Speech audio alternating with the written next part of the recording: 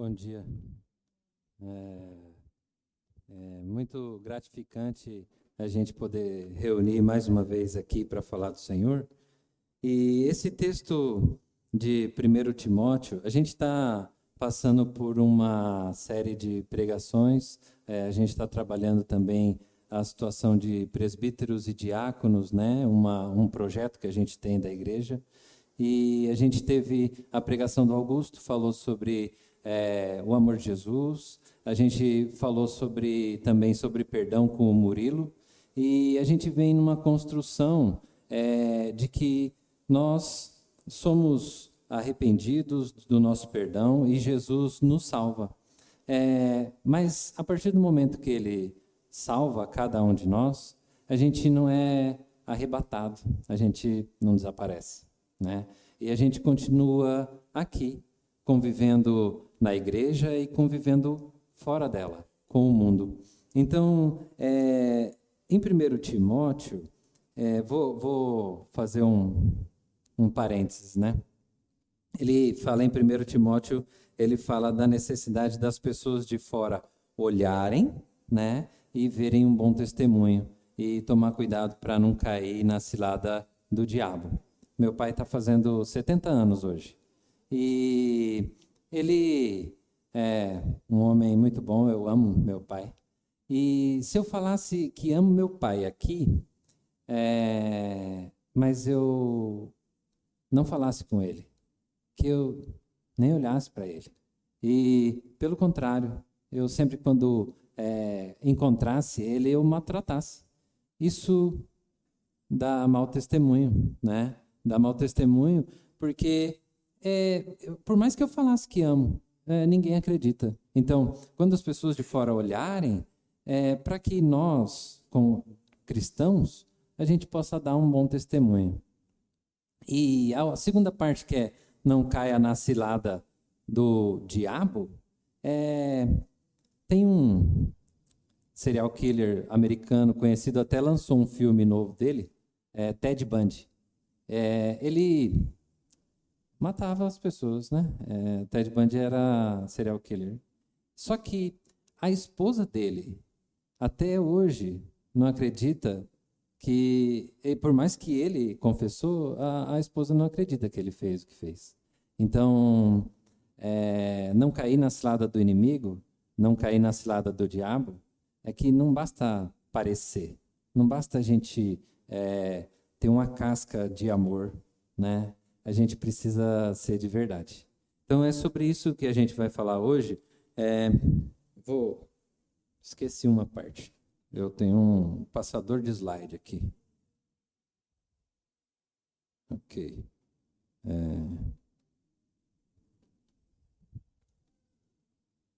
Acho que esse aqui passa.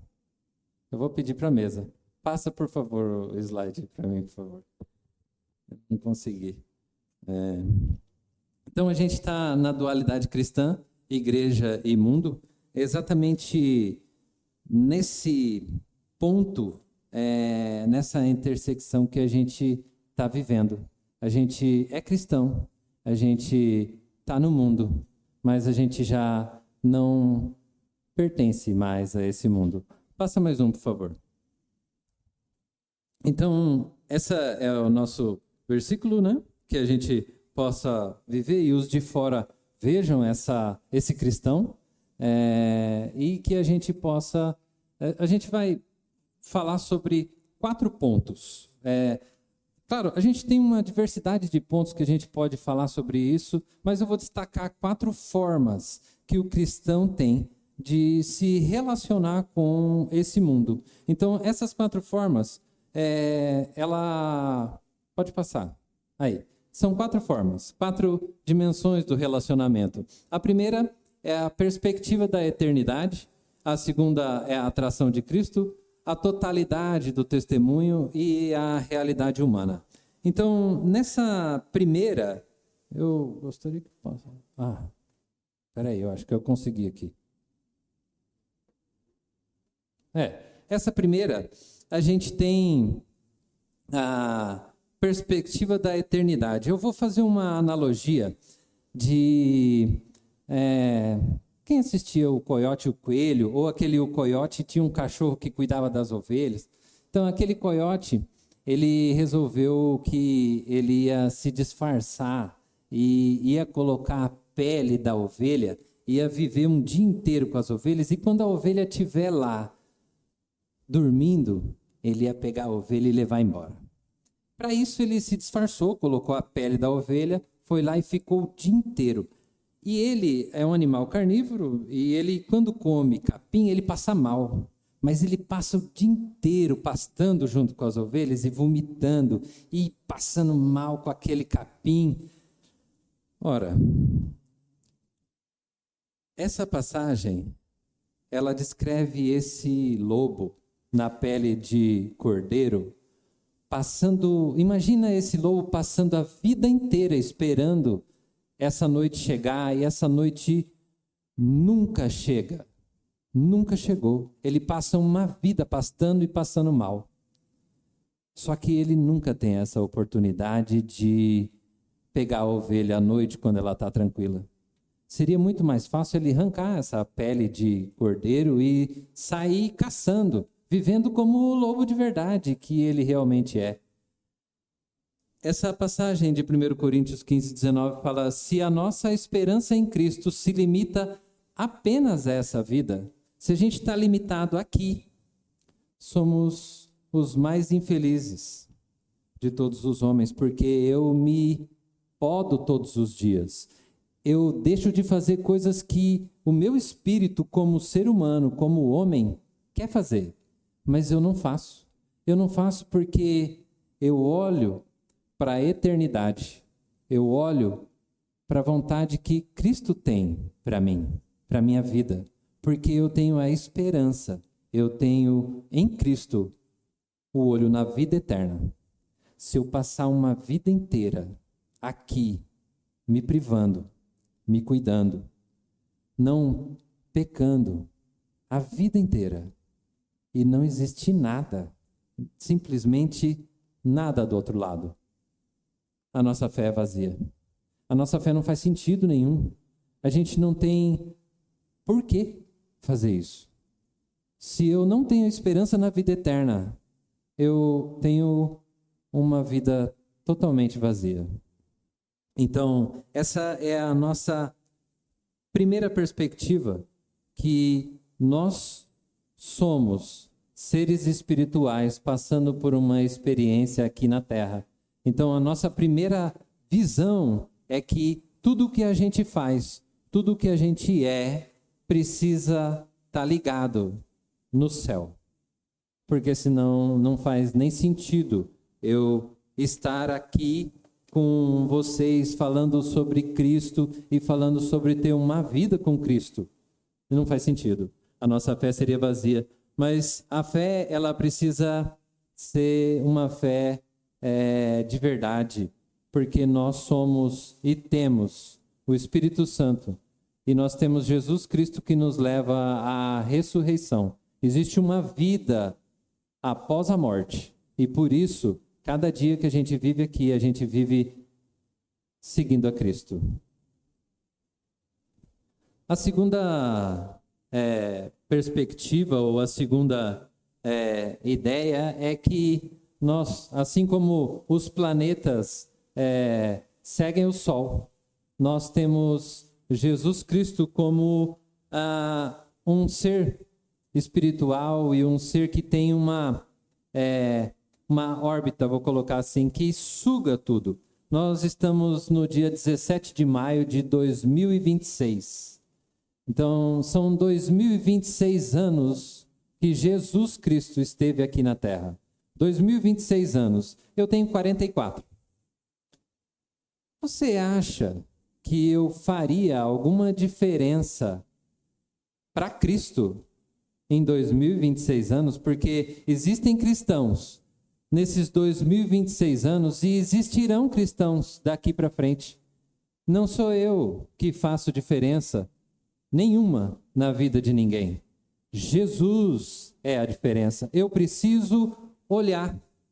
E as pessoas precisam olhar para Cristo. E Cristo faz a diferença na vida das pessoas. Não sou eu, não é a igreja, não é cada um de nós, é Cristo. Jesus faz a diferença há 2000 anos atrás e vai continuar fazendo discípulos e transformando vidas, hoje e sempre, como sempre fez. Então não sou eu, não é a minha identidade que vai fazer alguma diferença, é a identidade de Cristo. Eu não estou aqui para falar sobre o Edu, eu não estou aqui para falar sobre o Breno, o Augusto, o meu pai, não estou aqui. É Cristo que a gente precisa apontar, porque ele vai continuar fazendo o papel de sol na vida das pessoas, iluminando e trazendo. Seja por mim ou seja por outras pessoas, as pessoas vão saber de Cristo e vão seguir a Cristo. Não por mim, mas pela mensagem. A mensagem é importante. Então, aí a gente vai para o nosso terceiro ponto. O nosso terceiro ponto é que ela é uma totalidade. A esfera, tem a gente fez com IA, esse slide. Aí ficou bonito, né? É uma esfera. Essa esfera, ela toca o chão em apenas um único ponto.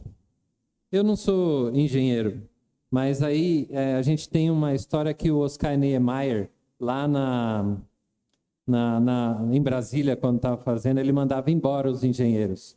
E porque ele fazia os desenhos, e o pé do pilar que ele fazia era pequenininho. Aí o engenheiro falava, isso aí não vai ficar em pé, porque é muito pesada a estrutura para pouca sustentação. Então, a esfera, ela aplica o peso de tudo que ela é num único ponto. Eu passo, às vezes, pela vida de uma pessoa qualquer, no trânsito, em alguns segundos, e a pessoa buzina para mim. Eu não gosto de buzina, mas a totalidade de Cristo em mim precisa fazer diferença para que eu não elogie ela da forma como eu gostaria e a minha raiva fala.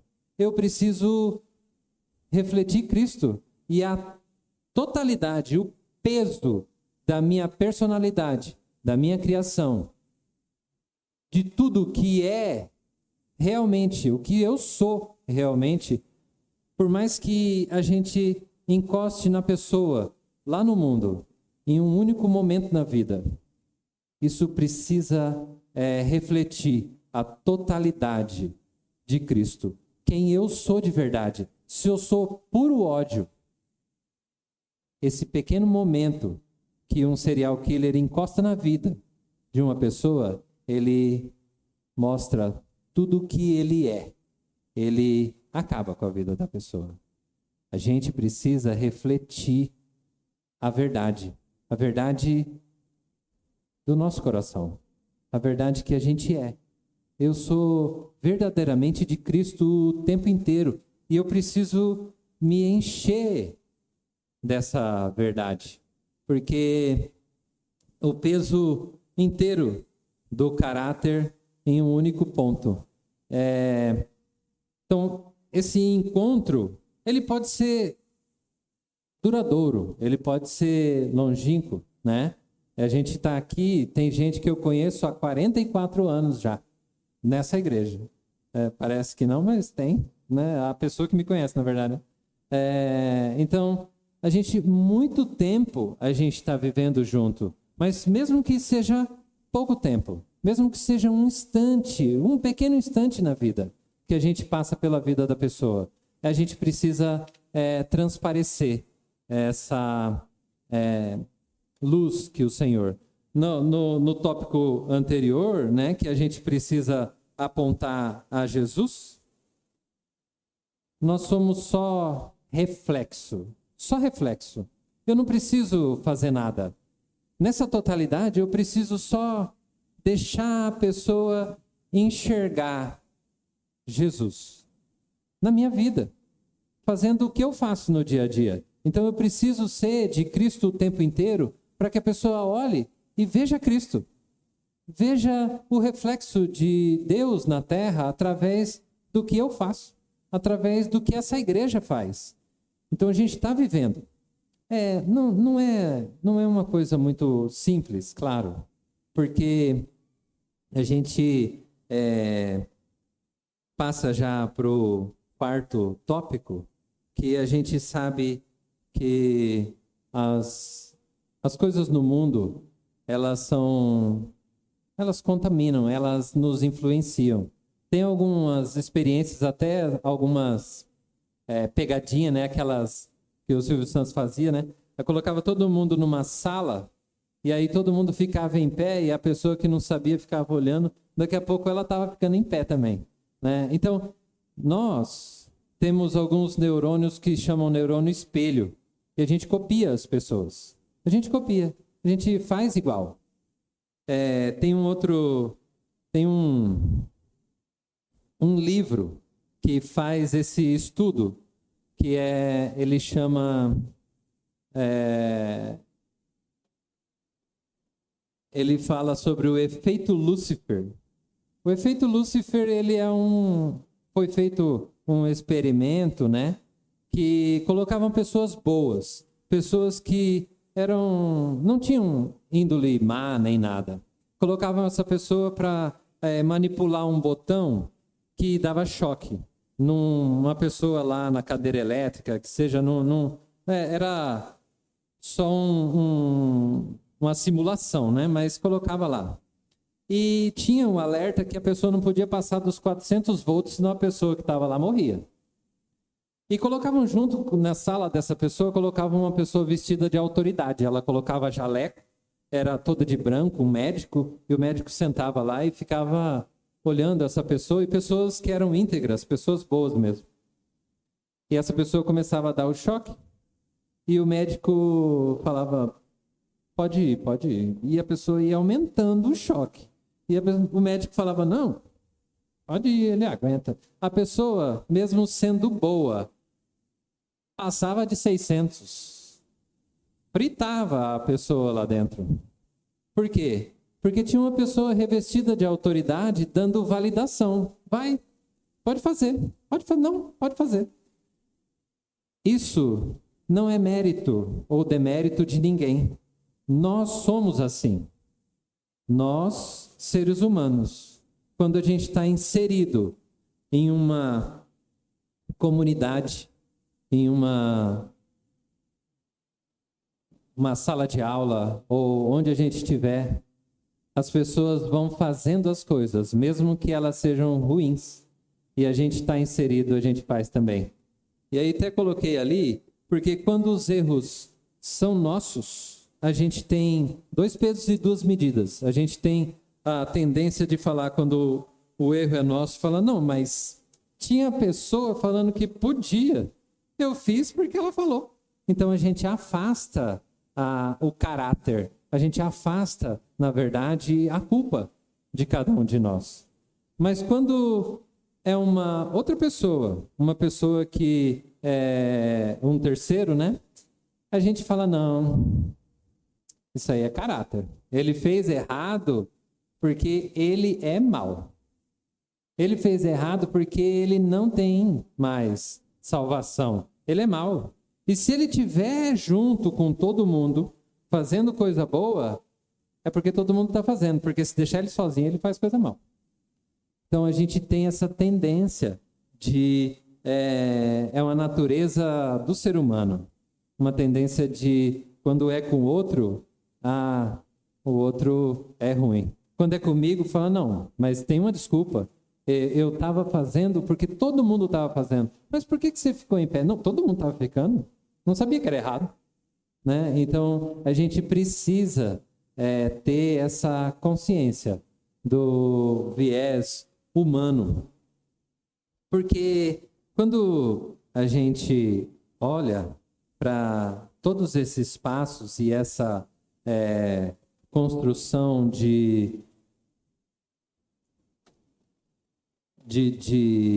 relacionamento com o mundo, a gente precisa entender. Porque existem pessoas no mundo que fazem algumas coisas que não são tão boas. E às vezes essa situação que a pessoa fez dentro do coração. O David estava fazendo a aula dominical hoje e ele falou que na reunião dos homens ele ficou com um grupo de jovens. Esse grupo de jovens estava falando, não, mas a pessoa precisa se perdoar, porque é importante que a pessoa precisa se perdoar. Então, quando uma pessoa faz alguma uma coisa drástica, né? Não vou colocar exemplo, mas e a pessoa começa a ficar dentro da cabeça dela. É um cristal que se quebrou. E por mais que ele tenha feito reparado ou alguma coisa assim, ele sente que nunca mais ele vai tirar aquela mancha da vida dele. E às vezes nós olhamos para aquela pessoa e a gente acha que nunca mais a mancha vai sair. E por isso que a gente precisa dessa consciência de que eu erro. Eu não sou melhor que ninguém. E as pessoas erram. E todos, sem exceção, merecem o perdão e o amor de Cristo, por mais que a gente muitas vezes fique desconfortável com aquela pessoa ou com o que ela fez. Ela merece. E ela merece ver Cristo através de nós. Eu preciso chegar perto do leproso. Eu lembro do Breno, numa pregação, e ele falou, esse aqui é uma cicatriz de uma... Não é, mas eu preciso, através do exemplo de Cristo, chegar perto da pessoa que está doente com lepra. E a gente viu Jesus fazer isso. A gente tem isso. Então, ninguém quer, muitas vezes, chegar próximo daquela pessoa que fez aquele erro ou fez aquele pecado que a gente acha que não tem conserto. Mas para Cristo tem. Para Cristo tem conserto. A gente precisa levar Cristo. Fazer com que seja mais fácil acreditar em Deus através do nosso exemplo. E a gente passou a fazer uma recapitulação rápida. Então, a gente, o equilíbrio cristão, a gente viu que Jesus salva, fomos batizados, mas não fomos arrebatados. Estamos aqui, vivendo no mundo. Então, a gente precisa ter consciência de 4 pontos. Pelo menos 4 pontos. Acredito que a gente tem muito mais coisa sobre viver no mundo, mas esses 4 pontos a gente precisa entender que Jesus é o sol, Jesus é a luz que a gente precisa refletir, que a gente precisa ter um coração olhando para a eternidade, olhando para nossa eternidade. Nossas atitudes, elas precisam refletir Jesus aqui na Terra. E a gente precisa saber da humanidade. Ter os pés no chão. E nos contatos, mesmo que pequenos, que a gente tiver com as pessoas no mundo, que a gente seja total, que a gente seja por inteiro. Já andando para nossa encerramento, são 2 coisas que a gente falou aqui. Um é o reflexo e a outra é a esperança. O reflexo é o que a gente é o que a gente tem que apontar. O reflexo não tem luz própria. O reflexo aponta a luz do Senhor. Então a gente precisa ser reflexo no caminhar, no tratar com as pessoas, no relacionamento. A gente precisa ser reflexo de Jesus aqui na Terra. A gente precisa ser reflexo. porque a gente precisa levar a esperança. A esperança de uma vida melhor, de uma vida no porvir. Eu posso passar uma vida inteira sofrendo. Pode ser que a minha vida não tenha sido boa aqui na terra, mas eu tenho a nítida esperança que vou caminhar nas ruas de ouro um dia nos céus. Então, no mundo, porque a gente está no mundo, a gente é cristão, mas a gente vive no mundo, pelo mundo, não por mim, mas pelo mundo. Todo dia que eu como capim e vomito, lembrando lá da ovelhinha, todo dia que eu podo o que o meu espírito realmente de humano quer, no dia que eu faço um sacrifício para que o irmão enxergue Cristo pelo mundo. E protegidos do mundo, porque Cristo nos amou, Cristo nos salvou.